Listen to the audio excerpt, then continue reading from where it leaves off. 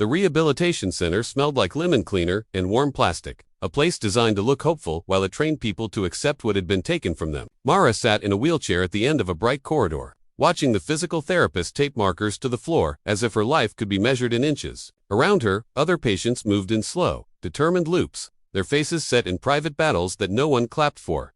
A therapist named Janelle crouched beside her, voice firm but kind. "We do the transfer again," she said. "You do not rush it. You do not fight your body. You work with it." Mara nodded, but her focus was not on the bars bolted to the wall or the mat waiting for her. Her focus kept drifting to the glass doors at the end of the hall, because Elias had said someone would come today, and Mara had learned that when Elias spoke, the world adjusted. She completed the transfer with controlled movements, arms tight with effort, breath steady, face calm, even as sweat gathered at her hairline. She did not allow herself the release of frustration, because frustration was visible, and visibility was a weakness. When Janelle stepped away to record notes, Mara rolled to the waiting area and angled her chair toward a corner that offered a view of the entrance without making it obvious that she was watching. The doors opened. A woman walked in, wearing a cream coat and a bright expression that looked almost convincing from a distance. Her hair was glossy, her makeup carefully natural, her eyes wide with practiced concern. She moved quickly, too quickly, as if eager to be seen doing the right thing. "Mara," the woman breathed, and the voice hit Mara with a complicated sting, half relief and half warning. Lena, her younger sister, looked like she had come to rescue her. And for a brief moment, Mara felt an old memory rise. The memory of sharing secrets in a childhood bedroom, of Lena crying into her shoulder after their father's funeral, of promises spoken late at night that they would never let anyone hurt them again. Then Mara saw the slight delay in Lena's gaze, the way it flicked to Mara's chair and then away, as if Lena could not look at it too long without discomfort. Lena hurried over and dropped to her knees beside the wheelchair, taking Mara's hands with a softness that looked like love. "Oh my God," Lena whispered. "I came as soon as I could. I tried calling, but everything was chaos." And Adrian said, "What?" Mara asked, voice level. Lena hesitated, then gave a small shake of her head as if clearing it. "He said you needed rest, that you did not want visitors, that the stress was bad for you. Celeste told me not to push." Mara watched her sister's face closely, the way a person watches a poker player's hands. "And you believed him?" "I did not know what to think," Lena said, squeezing Mara's fingers tighter. "Mara, I am so sorry. I should have come anyway." The apology sounded sincere enough, but it sat on something fragile, like glass balanced on a ledge. Mara could feel it, that sense that Lena was frightened of standing on the wrong side of powerful people. "Sit with me," Mara said. They moved to a quiet corner near a window where rain traced slow lines down the glass. Lena sat on the couch, and Mara positioned her chair so she could look directly at her sister without craning her neck. Without appearing small, Lena's eyes filled as she studied Mara. "You are so strong," she said. Mara's mouth tightened. "Do not flatter me. Tell me what is happening." Lena swallowed. He is angry. He says you are refusing to be reasonable." Mara let the silence stretch until Lena's discomfort grew visible. "Say it," Mara murmured. Lena's voice dropped. "He says you are doing this to punish him. He says you are trying to ruin him because you cannot accept what happened." Mara's gaze stayed steady. "And what do you think?" Lena's hands twisted in her lap. "I think you are hurt and scared. And I think he is under pressure. And I think maybe everyone should calm down." The words landed with a quiet cruelty because they came wrapped in softness. "Calm down," Lena said, as if Mara's life had not been ripped open, as if the violence was emotional and not physical, as if the betrayal were a misunderstanding that could be solved with tea and patience. Mara leaned slightly forward. "Did Celeste call you?" Lena's eyes flicked away. "She invited me to lunch. Did you go?" Lena nodded once, a small movement that carried shame. Mara did not raise her voice. "And what did she tell you to do?" Lena's throat bobbed. "She said Adrian has to protect himself. She said you are unpredictable right now. She said the court might ask for family statements." Mara held Lena's gaze until Lena's eyes watered again. "Lena," Mara said quietly, "are you here because you missed me, or are you here because they sent you to measure how dangerous I am?" Lena's face flushed. "That is not fair." Mara's voice remained calm, but the calmness was sharp. "I did not ask if it was fair. I asked if it was true." Lena looked down at her hands. "They said you might do something reckless," she whispered. "They said you might accuse Adrian of things that are not real."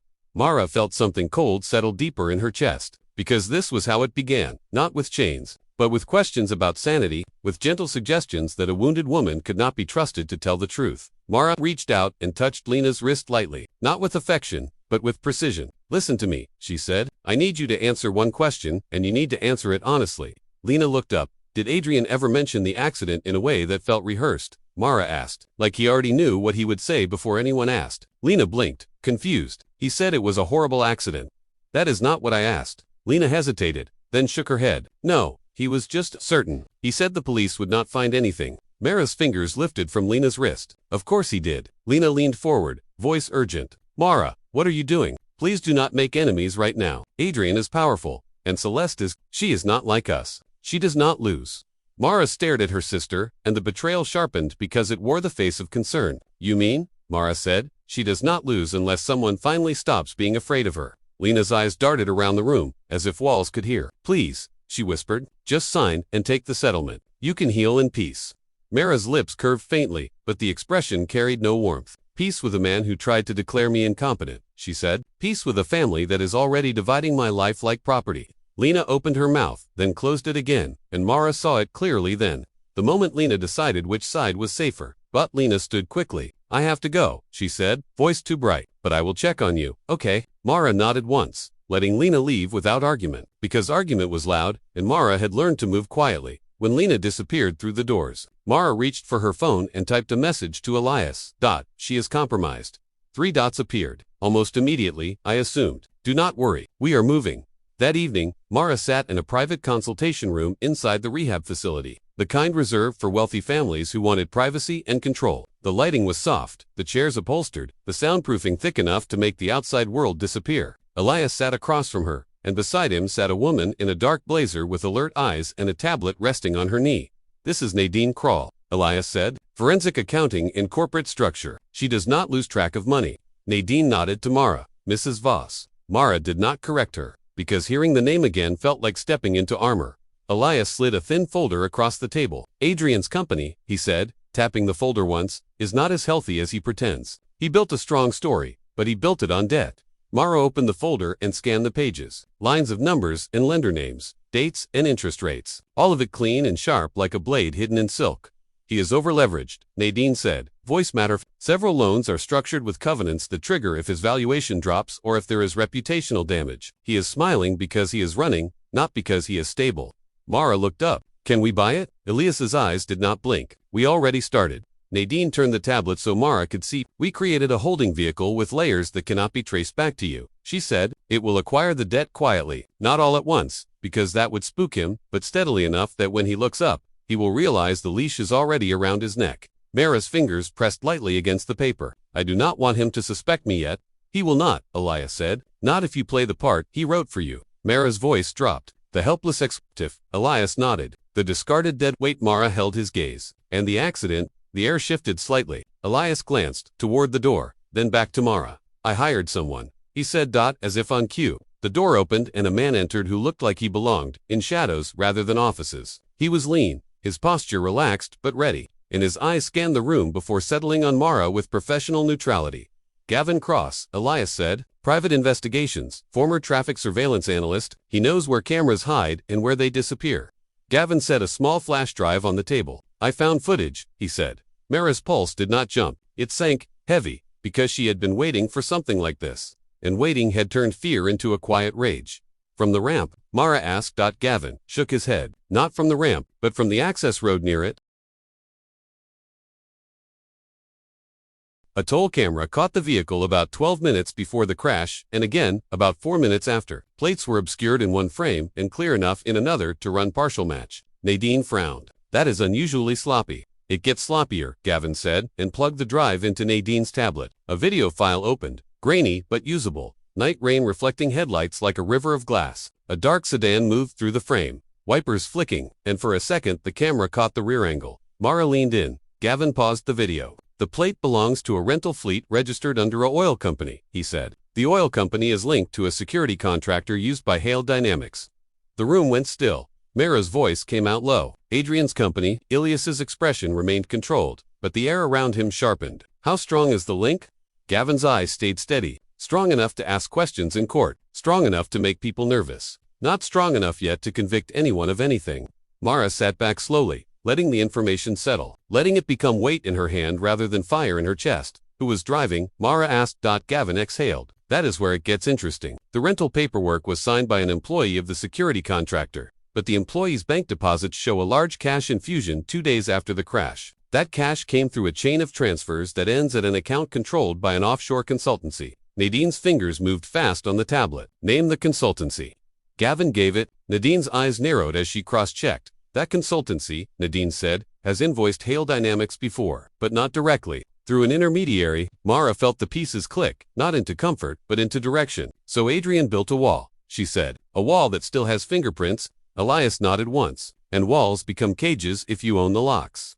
The next morning, Mara's rehab schedule was interrupted by a court summons delivered with polite cruelty. Celeste had moved forward with the incapacity plan, and she had moved fast, using connections that did not care about truth as long as they protected appearance. The hearing took place in a polished courtroom that smelled like varnished wood and quiet power. Mara entered through a side door, assisted by an aide and accompanied by Elias, who walked beside her with the calm posture of a man who did not step into rooms unless he knew exactly how to leave them. Adrian was already there, seated at the front with his attorney. He wore a navy suit and a controlled expression, the face of a man forced into a nuisance. Celeste sat beside him, back straight, lips pressed in a line that suggested she considered the entire legal system an inconvenience that should obey her. Mara rolled into place at the table with Elias, and Adrian's eyes flicked to her chair with that same look he had shown in the hospital, the look that made her feel like he was evaluating a defect. The judge entered, formalities followed, and then Celeste's attorney began with a smooth voice about concern, about trauma, about how Mara's emotional instability required protection. When Mara's name was spoken like a fragile thing, Mara kept her face still. Then the judge asked for family testimony. Mara's stomach tightened. Not because she feared what would be said, but because she already knew who would be called. Lena walked to the witness stand. She wore a pale blue dress and a serious expression, the costume of sincerity. When she looked at Mara, her eyes flickered with something that might have been apology, but it did not stop her from sitting down and placing her hand on the Bible. Like a person making peace with betrayal, the attorney's questions were gentle, leading, designed to make Lena sound like a worried sister rather than a knife. Has your sister been under severe stress? The attorney asked. Yes, Lena said softly. Since the accident, has she shown signs of paranoia, confusion, or irrational anger? Lena hesitated just long enough to seem reluctant, then nodded. She has accused Adrian of being involved. Mara's fingers tightened on the armrest. And does she take heavy medication?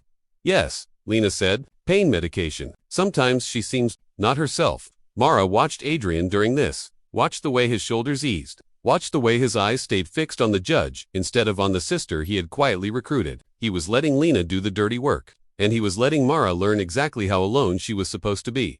Elias rose when it was his turn, voice calm and precise as he challenged the framing without raising volume. He presented independent medical statements, requested a neutral evaluation, and spoke about conflict of interest with a spouse seeking financial advantage. The judge listened, frowning slightly, and finally ruled that a full evaluation would be ordered, but no guardian would be appointed until results returned. That was not victory, but it was time, and time was a weapon if you knew how to use it. Outside the courtroom, in the marble hallway, Lena approached Mara with wet eyes and trembling hands. Mara, I did not want to do that, she whispered. They said if I did not help, they would. Mara cut her off with a look so calm it made Lena freeze. Do not insult me with excuses, Mara said quietly. Just tell me what you want. Lena's breath caught. I want you safe. Mara's voice stayed even. Then you should have stood beside me. Lena flinched as if struck. Please, Mara. Mara leaned slightly forward in her chair, close enough that Lena could hear every word. You chose them because you were afraid, Mara said. That is your right, but you do not get to choose them and still hold my hand. Lena's eyes spilled tears. I am sorry. Mara's gaze did not soften. Save it, she said, and rolled past her. At the end of the hallway, Adrian waited, as if he needed the last word the way he needed air. He stepped into Mara's path, forcing the aide to stop. You think you are clever, Adrian murmured, voice low so only she could hear. Dragging this out, but you are tired, Mara, and this is bigger than you now. Mara looked up at him. Move, she said. Adrian's lips curled. I gave you a way out with dignity. You refused, so now you get what you deserve. Mara's eyes held his. And what is that? Adrian leaned in slightly, his tone sharpening into something that finally dropped the mask. To be left behind, he whispered, because you are dead. Wait, the word struck the air like a gunshot, and Adrian straightened as if satisfied, as if he had finally said what he had been thinking since the crash. Mara stared at him with a calm that came from somewhere colder than courage. You should be careful, she said softly. Men who throw away people often forget who was holding them up. Adrian gave a short laugh, dismissed her with a glance, and walked away toward Celeste and his attorney. Already, moving on, as if he had completed a chore, Mara rolled out of the courthouse and into a black car Elias had arranged. the interior quiet and insulated. The door shut, sealing her inside with Elias, Nadine, and Gavin. Elias watched her face. "You kept control," he said. Mara looked out the window at the city sliding by. People walking in the rain with ordinary worries. Not knowing how quickly love could turn into strategy. "I am not here to keep control," Mara said. "I am here to take it." Nadine's tablet chimed softly. She glanced down, then looked up with a slight change in expression. The second tranche went through. Nadine said, "We now hold a significant portion of the debt. If we keep pace, we can trigger a covenant breach within weeks, and the creditors will come to us before they go to him." Mara's voice was quiet. "Good." Gavin shifted in his seat. "I have something else," he said, and held out a sealed envelope. Mara took it carefully. The envelope felt heavier than paper should feel. "What is it?" she asked. Gavin's eyes stayed steady. A copy of a private calendar entry pulled from a sync device. Adrian's device. Ilias's gaze sharpened. "How?" Gavin did not answer the how, because professionals did not reveal methods in moving vehicles. Mara opened the envelope and slid out a printed page. Her eyes moved across the lines, and the world seemed to narrow to ink and dates. One entry sat like a bruise on the page. "Confirmed driver payment. Delete trail. Dinner with S. after." Mara read it twice, then a third time, and her breathing remained steady, even as something feral and bright began to wake behind her ribs. Elias watched her carefully. "S could be anyone," he said, cautious. Mara's gaze lifted, and in it there was a certainty that did not need comfort. "No," she said softly. "S is someone I have met." She thought of the laugh in the hospital hallway. The woman's voice leaning close to Adrian's, the way Adrian had hissed at her not to speak about the accident there. Mara folded the paper slowly, as if she were folding a knife into her pocket. "Find her," Mara said. Gavin nodded once. Already started. The car moved through the rain, city lights reflecting on wet asphalt, and Mara sat perfectly still. A woman, everyone thought, had been reduced to nothing, while her revenge assembled itself in silence. The restaurant was designed to make people feel untouchable. All dark wood and low golden light, with glass walls that turned the city into a glittering aquarium beyond the tables. Soft piano music drifted through the air like an alibi. Every surface looked expensive enough to forgive anything said on top of it. Mara waited in a quiet booth near the back, positioned so the wall was behind her and the room was in front of her, because Elias had insisted that power was often just the ability to see what was coming. Gavin sat at an angle with his coffee untouched, looking like a man who belonged nowhere and therefore could belong anywhere. Across from Mara, a place setting waited with a folded napkin and a clean wineglass that caught the light. When the hostess led Serena Shaw toward the booth, Serena moved with the confidence of someone used to being admired. Her coat draped just so, her hair styled in effortless waves, her heels quiet on the polished floor. She smiled as if she expected a friendly conversation, and then she saw Mara's wheelchair. Serena's smile faltered, not out of pity, but out of recognition, the sudden awareness that she had stepped into a room where she was no longer the sharpest person present. "Mara," Serena said, voice soft and careful. "I did not know you were alive." Mara answered, her tone calm enough to cut. "Sit down." Serena hesitated, then slid into the booth opposite Mara. Her eyes flicked toward Gavin, then back. "Who is he?" "Someone who does not matter to you," Mara said, yet Serena's throat moved as she swallowed. Up close, Mara could see the faint tension beneath Serena's polish, the tiny tremor in her hand as she reached for the menu and then realized she could not pretend to read it. Serena set the menu down. "If this is about Adrian, I want you to know I never meant for you to get hurt." Mara watched her face without blinking. "You mean the divorce? Or the crash?" The words landed on the table between them like a dropped glass. Serena's eyes widened, then narrowed as she tried to decide whether this was a trap or a guess. "I do not know what you mean," Serena said, but her voice sounded thinner now. Mara leaned back slightly, letting the silence build. She did not rush it, because rushing was what desperate people did, and desperation was the scent predators followed. Gavin placed a small envelope on the table and slid it toward Serena with 2 fingers. Serena did not touch it. Mara spoke with quiet clarity. "Adrian's calendar entry mentions confirming a driver payment, deleting a trail, then dinner with S. I am sitting with S." Serena's mouth opened, then closed, and for a moment her face lost its practiced expression. She looked like a woman staring at a door that had locked behind her. "That could mean anything," Serena said, but the denial had no weight. Mara's eyes remained steady. "It could," she agreed, "but you and I both know Adrian does not write reminders like that for anything harmless." Serena's gaze dropped to the envelope as if it might bite her. "You do not understand what kind of man he is." "I understand perfectly," Mara replied. "I married him." Serena's laugh came out sharp and humorless. "Then you know, he does not forgive threats." Mara held her gaze. "You are not here because you care about me. You are here because you are afraid of what happens when he decides you are inconvenient." Serena's nostrils flared, and Mara saw it then. The crack in Serena's armor. the private calculation of a woman who had built her life on being chosen, and was now realizing she could be discarded. He said you would sign, Serena admitted quietly. He said you had no access to money, no leverage, no one on your side. Mara's voice stayed level. And you believed him? Serena's eyes lifted. Did you come here to scare me? Mara tilted her head slightly. No, I came here to offer you a choice. Serena's fingers tightened on the edge of the table. What choice? Mara's gaze did not shift. You can continue to protect Adrian, and trust that when this turns ugly, he will protect you back, which he will not. Or you can tell the truth, and you can do it before he blames you for everything he arranged. Serena went still, and the stillness lasted long enough to become a confession without words. You were there that night, Mara said, not asking. Serena's eyes flicked toward the window, as if the city might give her an exit. I was not driving, she whispered. Mara nodded once, slow and controlled. But you helped. Serena's lips trembled, and she pressed them together, as if trying to hold back words that wanted to run. He told me it would only scare you, she said, voice breaking on the edge of rage and shame. He said if you were frightened enough, you would stop asking questions. You would cling to him. You would be grateful he stayed. He said he needed you weak so you could not block his next move. Mara felt the confession move through her like cold water, shocking and clarifying at the same time. Her hands remained still, her face calm, but inside her something settled into a final shape. And when I did not die, Mara said softly. He decided divorce was easier. Serena's eyes filled, but her tears looked like fear for herself more than sorrow for Mara. I did not know you would be hurt like that. Mara's voice was quiet. You knew enough. Serena flinched, then leaned forward as if the weight of her own guilt was finally heavier than her loyalty. He paid them, she said quickly. A contractor, someone who owed him. He called it a controlled incident. He said the road was empty and the rain would wipe the details away. Mara's gaze never left Serena's face. Proof, she said.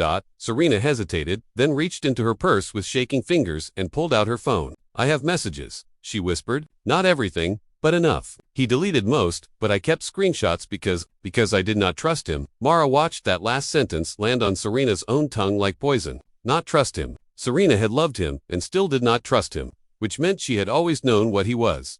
Gavin leaned in slightly, his voice low and professional. Do not send anything yet, he said. Just show. Serena unlocked the phone and held it out. The screen glowed between them with the quiet violence of written words. Clipped instructions, hints of money moving, veiled references to the ramp, timing, no plates, and one line that made Mara's stomach tighten hard. If she ends up in a chair, she will sign. She will have to. Mara stared at the sentence until it stopped being text and became a memory of Adrian's face in the hospital, the disgust in his eyes, the speed with which he had turned from husband to judge. Serena pulled the phone back as if she had exposed herself too much. If he finds out I showed you this, he will ruin me, she whispered. Mara's voice stayed smooth. He will ruin you anyway, she said. People like Adrian ruin anyone who knows where the bodies are buried, even if there are no bodies, even if there is only fear. Serena's breathing quickened. What do you want from me? Mara leaned forward, close enough that Serena could see the steadiness in her eyes. I want you to stop being his shield, Mara said, and I want you to understand something. Serena stared. You are not special to him,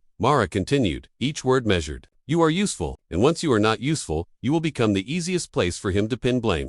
Serena's throat bobbed. What happens if I help you? Mara's expression did not soften, but her voice was clear. Then you will survive what he does next, she said, and you will watch him fall without you under him. Serena's eyes glistened, and she nodded once, small and desperate. Okay, she whispered. Okay, I will cooperate. Mara sat back, and the air in her lungs felt colder, cleaner, like she had stepped out of a room full of smoke. Good, she said. Gavin gathered the envelope and rose. We are done here. Serena grabbed Mara's wrist suddenly, a tight grip. He is throwing a gala tonight, Serena said quickly, voice urgent. He is announcing a new partnership. He is going to look powerful in front of everyone who matters. Mara looked at Serena's hand on her wrist and did not pull away. Where? Serena swallowed. The Orpheum Hotel ballroom. Mara's gaze sharpened. He wants an audience. Serena nodded. He always does. Mara gently lifted Serena's hand off her wrist. Her voice was almost conversational. Then we will give him one, she said. The Orpheum Hotel ballroom glittered like a polished fly, chandelier lights spilling over black suits and silk dresses, over crystal glasses and thin laughter. A stage stood at the front with a branded backdrop, the kind designed for photographs that would travel faster than truth. Waiters moved like shadows between clusters of investors and executives, offering champagne as if it were permission to believe everything would be fine. Adrian stood near the stage, smiling with that effortless confidence he wore like a tailored jacket. Celeste floated beside him, greeting people with the calm pride of a woman who believed her son's success belonged to her. Lena lingered just behind them, dressed carefully, face tense, eyes darting as if she expected consequences to walk in at any moment. Mara entered through a side doorway. guided by an aide in a discreet black suit. Elias walked beside her, Nadine behind them, Gavin trailing at a distance. Mara wore a dark dress that draped elegantly over her seated frame. Her hair smooth, her makeup understated, her expression unreadable. She did not try to hide the wheelchair, and she did not try to make it the story either. She let it exist, the way a scar exists. Visible and undeniable. Heads turned, whispers moved.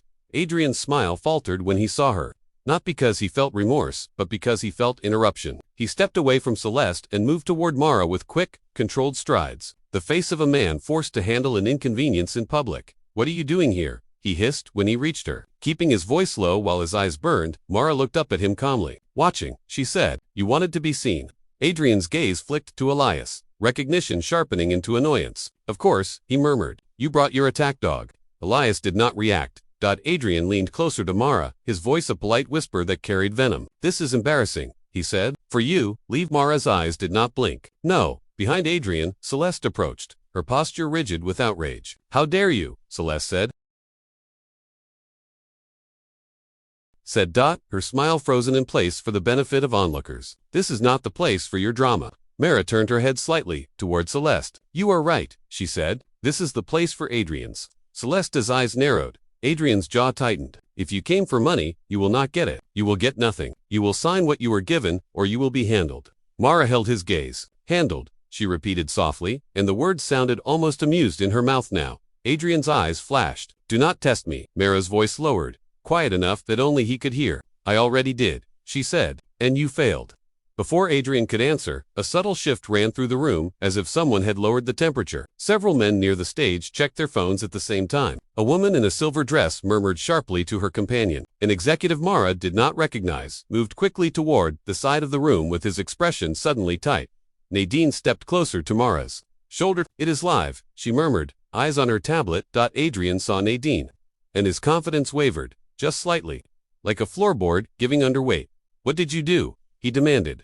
Mara did not answer him. She watched the stage, where Adrian's chief financial officer had just received a message and turned pale enough that his smile looked painted on. A man in a dark suit approached Adrian, leaning in with a desperate politeness. "Adrian," he whispered, "we have a problem. The lenders issued a notice. They are calling in the debt covenants breached." Adrian stared at him as if the words were a foreign language. "That is impossible," he said, voice sharp. The man shook his head slightly. "It is happening now." Adrian's gaze snapped back to Mara, and for the first time that night, real fear flashed behind his eyes.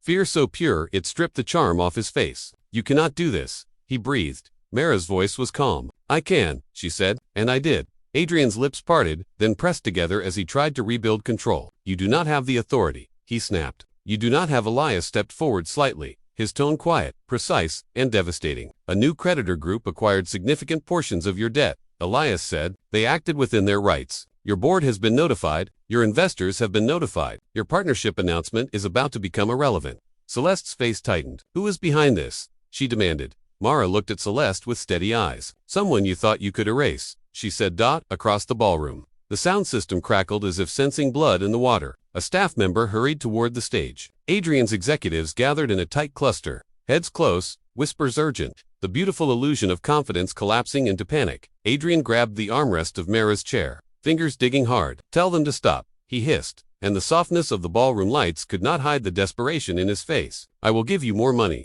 I will give you a better settlement. Just stop." Mara stared at his hand on her chair, and her voice became colder. "Take your hand off me," she said. Adrian did not move. Mara's eyes flicked to Gavin. Just once. Gavin stepped in smoothly, removing Adrian's hand with calm force that did not look dramatic, only final. Adrian recoiled, as if offended by being touched back. "You think you are winning." Adrian spat, trying to recover, trying to turn rage into dignity. "But you are still in that chair. You still lost." Mara watched him with a quiet intensity. "That chair did not make me powerless," she said. "It made me visible. And you forgot how dangerous that is when everyone can see you." Adrian's laugh came out strained. "Dangerous," he sneered. "You are a wounded woman with a lawyer." Mara leaned slightly forward, her voice clear, strong, and perfectly controlled. "I am Mara Voss," she said, "and you divorced me thinking I was nothing because I let you believe I was nothing." The name landed like a crack in glass. Celeste froze, her expression flickering as recognition slammed into her. Her mouth tightened, and for the first time, her composure looked like a costume slipping. Adrian's face changed in stages, disbelief first, then calculation, then a sharp, sick realization as he finally understood the size of what he had tried to crush. No, he whispered. That is not it, Elias said calmly, and the assets you attempted to isolate her from are not the ones that matter. Adrian's breath came fast now, his eyes darting as he scanned the room, as if searching for an exit that did not exist. On the edge of the crowd, Lena stood with her hands pressed together, face drained of color, watching Adrian as if she were seeing him for the first time. Adrian's voice dropped into a furious whisper. You set me up, he said. You hit it. Mara's gaze did not waver. I gave you a marriage where you could have loved me without the money, she said. You chose to love what you thought you were building instead.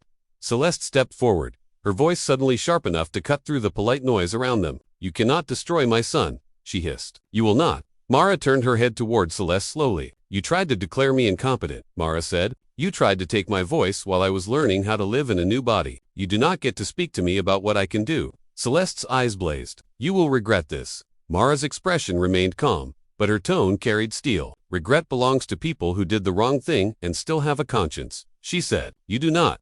At that moment, the ballroom doors opened again, and two men in plain clothes stepped inside with a third in a uniform behind them. They scanned the room with focused eyes, then moved toward Adrian with direct intent. People parted instinctively, the way crowds part when something real enters the room. Adrian saw them and went rigid. One of the men held up a badge. Adrian Hale, he said clearly. We need you to come with us. Adrian's mouth opened, but no sound came at first, as if his confidence had finally failed to produce language. His eyes snapped to Mara with a hatred so raw, it looked almost like grief. You did this, he breathed. Mara's voice was quiet. You did, she corrected him. I only stopped you from burying it. Celeste stepped forward, outrage flaring. This is a mistake, she snapped. You cannot. The officer's gaze flicked to her, unimpressed. Ma'am, step back. Adrian took a half step away, then another, as if his body finally accepted that the stage was no longer his. The men guided him toward the doors, and the room, which had been full of laughter and champagne, fell into a hush so thick it felt like pressure. As Adrian passed Mara, he leaned close enough that his breath brushed her ear. His voice came out tight and shaking with rage. You are still deadweight, he whispered. You just learned to swing it. Mara turned her head slightly and looked up at him, her eyes calm, her voice clear enough to be heard. I learned who was holding who up, she said, and I let go. Adrian's face twitched, a flash of something uncontrolled crossing his features, and then he was gone through the doors, swallowed by the corridor and the consequences waiting outside. For a few seconds, no one moved. Then the room began to exhale in whispers, a wave of quiet shock and hungry curiosity rolling through suits and dresses as people recalculated their alliances in real time. Lena approached slowly, her eyes wet, her hands trembling. She stopped beside Mara's chair as if she did not know if she had the right to stand there. Mara, Lena whispered. I did not know. I swear, I did not know it was that bad. Mara looked at her sister, and for a moment the noise of the ballroom faded, leaving only the two of them, the shared history, the choice Lena had made in the courthouse. You knew enough, Mara said softly. Lena's lips parted. Please, tell me what to do to fix it. Mara's expression did not harden, because it was already set in something deeper than anger. You cannot fix it, she said. You can only live with what you chose. Lena flinched, tears spilling. I was scared. Mara nodded once. So was I, she said, and I still did not sell you. Mara turned her chair slightly toward. Elias, take me out, she said.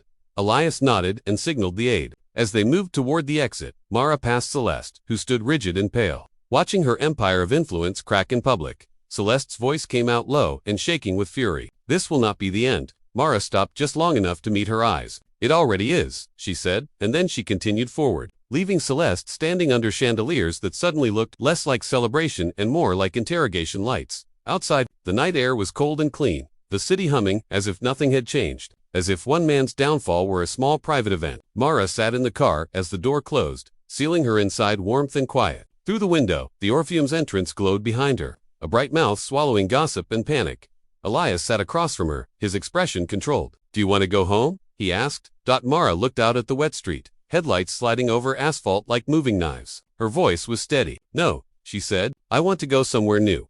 Celeste Hale woke the next morning to a silence that felt wrong in her penthouse. The kind of silence that came after the music stopped and the crowd went home and left the debris behind. The city outside her windows looked the same as it always did. Clean lines of glass and steel, morning sun sliding across rooftops, but the air inside her home carried a pressure she could not decorate away. Her phone began ringing before she finished her coffee, and the first call came from a number she recognized well enough to answer with confidence. Celeste, a man's voice said, clipped and cold. We need to speak about last night. Celeste's grip tightened around her cup. If you are calling to gossip, I am calling to inform you. The man interrupted, that I am resigning from the foundation board effective immediately, and I am not the only one. Sponsors do not like chaos. Celeste's jaw tightened. This is temporary. It does not look temporary, he said, and ended the call. The next call came from her private banker, a man who usually sounded like velvet and today sounded like paperwork. Mrs. Hale, he said, there have been restrictions placed on several accounts pending review. Celeste sat very still. Restrictions, she repeated carefully. By whom? Compliance flagged unusual transfers connected to an ongoing investigation. He replied, choosing each word as if he could be sued for saying them too loudly. I am not at liberty to discuss details over the phone. Celeste felt a flare of heat behind her ribs, a fury so sharp it almost made her steady. Remove them, she snapped. You know who I am. There was a pause, and then the banker said something she had not heard from anyone in a long time. I do, he said. That is why I am advising you to retain counsel.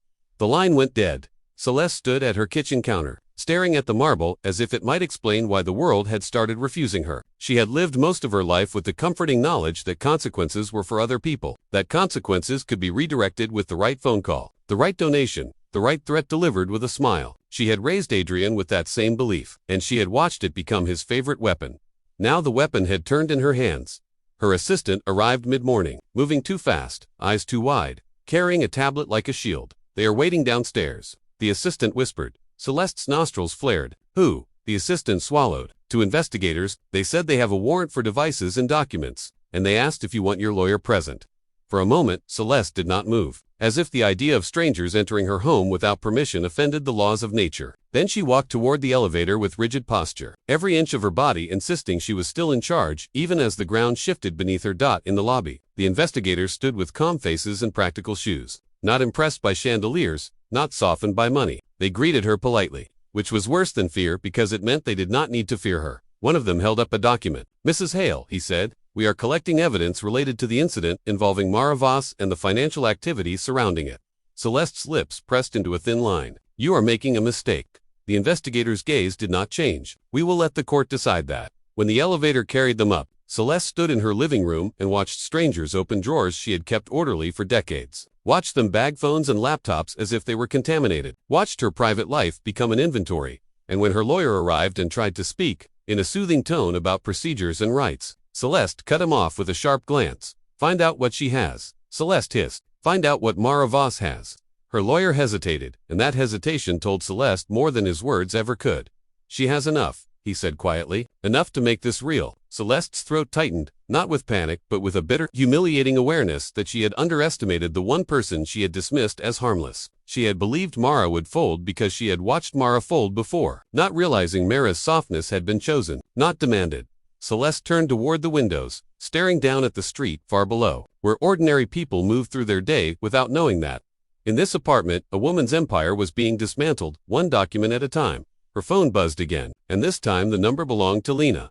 Celeste snatched it up, grateful for a familiar voice she could command. Lena, she snapped, you need to come here now. Lena's voice came through thin and trembling. I cannot. Celeste's eyes narrowed. Do not be dramatic. Get here. I am at the district office. Lena whispered. They brought me in for questions. Celeste's mouth went dry. Questions about what? There was a pause, long enough to feel like a confession, and then Lena said, about what I said in court. About why I said it. About whether I was coached. Celeste's stomach clenched. You keep your mouth shut, she ordered. You say you were concerned about your sister's mental state, and you say nothing else. Lena's breath came uneven. They have messages, she whispered. They showed me screenshots. They showed me an email from your attorney's office. They said it looks like you were trying to force a guardianship to control her assets. Celeste's face hardened. Lena, listen to me. Mara is manipulating you. She is. She is not even here. Lena cut in, her voice cracking into something raw. She is not the one threatening me. You are. Celeste went still, shocked not by Lena's fear but by the sudden hint of defiance, the tiny spark of a spine that Lena had never shown when it mattered.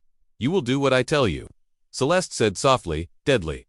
Lena swallowed audibly. I cannot, she whispered. They said, if I lied under oath again, it becomes perjury. Celeste's eyes narrowed. Again, Lena's silence answered. Celeste felt a hot surge of rage, but it had nowhere to go, because screaming would not bend law enforcement, and money could not buy time once a machine started turning. She lowered her voice, forcing calm into it like a knife into a sheath. Then you will pay for that weakness. Celeste said, do you understand me? Lena began to cry. and Celeste ended the call with a clean tap of her finger, as if she had severed something inconvenient. Upstairs, her lawyer was speaking with the investigators, trying to control the damage. Celeste stood alone in her living room, the sunlight too bright, the silence too loud, and for the first time in years she felt what Mara had been forced to feel in that hospital bed, not pain. Powerlessness. Lena left the district office later that day with a subpoena in her hand and shame sitting heavy on her shoulders. The sky was pale and bright, the city too normal for the way her life had started collapsing. She walked to her car as if she expected someone to stop her, to tell her it was a mistake, that she could go back and rewrite everything she had said in that courtroom. No one stopped her. Her phone was filled with missed calls from numbers she recognized from Celeste's social circle. People who used to greet her with warmth because she was Mara's sister, because she was adjacent to money, adjacent to safety. Now the calls felt like a different kind of warmth. The heat of people checking which way the wind was blowing. She sat in the driver's seat and stared at the subpoena until her vision blurred. Then her phone buzzed with an unknown number. Lena answered, voice hoarse. Hello, Mara will see you, a calm voice said. Elias. 1 hour. Address will be sent. Lena's heart jumped. I did not ask, you do not need to ask, Elias replied. You need to decide who you are. The call ended. The address led Lena to a quiet, private lounge inside a boutique hotel, the kind with soft lighting and discreet staff who did not stare. Lena walked in, shaking, her hands cold, her mouth dry, and she saw Mara near the window in her wheelchair, dressed simply, posture straight, expression calm. Elias stood a few steps behind her like a shadow that had learned loyalty. Lena stopped in front of Mara and did not sit because she did not know if she deserved comfort. Mara, she whispered. Mara lifted a hand slightly, stopping her. The gesture was gentle, but it carried control. Do not explain, Mara said, voice steady. Explain is what people do when they want forgiveness without consequences.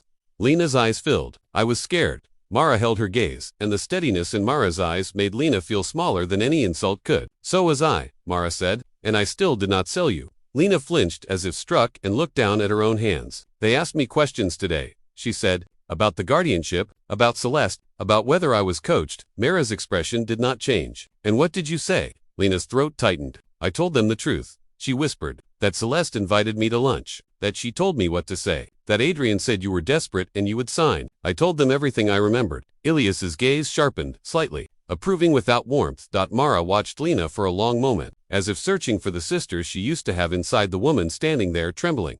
I did not come here to punish you, Mara said finally. Life will do that on its own. Lena's breath hitched. Then why did you want to see me? Mara's voice stayed calm, but each word landed with clean force. Because you are going to testify, she said, and you are going to testify clearly. You will not soften it to make yourself look better, and you will not soften it to protect them. You will tell the truth, and you will accept what the truth costs you. Lena nodded quickly, desperate. Yes, I will. Mara leaned slightly forward, and after that, she continued, you and I will not pretend nothing happened. Lena's face crumpled. Mara, please. Mara's eyes stayed steady. You stood in court and helped them call me unstable, she said. You helped them try to take my voice while I was learning how to breathe through a new life. That is not a mistake you fix with tears. Lena sobbed quietly, shoulders shaking. I do not know how to live with that. Mara's voice softened by a fraction, not into forgiveness, but into truth. Then learn, she said, the way I had to learn. Lena wiped her face with trembling fingers, and her voice came out small. Do you hate me? Mara held her gaze for a long moment, and when she spoke, her answer was calm enough to be final. I do not have the luxury of hate anymore, she said. Hate keeps you tied to the person who hurt you. I am not tied to you, Lena, not right now. Lena's breath broke, and she nodded because she had nothing else. Elias stepped forward slightly. You should go, he said. Lena hesitated, then looked at Mara as if hoping for one last thread of kindness. Mara did not offer it, not because she was cruel, but because she had learned that mercy given too early teaches people they can betray you and still be held. Lena turned and walked out, shoulders hunched, carrying the cost of what she had done. Mara watched her disappear through the lounge doors, and only when Lena was gone did Mara exhale slowly, as if she had been holding her breath for months. Elias stayed quiet until Mara spoke first. Celeste will fight, Mara said. Elias nodded. She will try. Mara's gaze drifted to the window, to the street below, where the city moved on. Indifferent. She built her life on control, Mara said. When control slips, people like her get desperate. Elias's voice was low. We have what we need. Mara's fingers rested lightly on the armrest of her chair. Then let her be desperate, she said. Desperation makes people careless.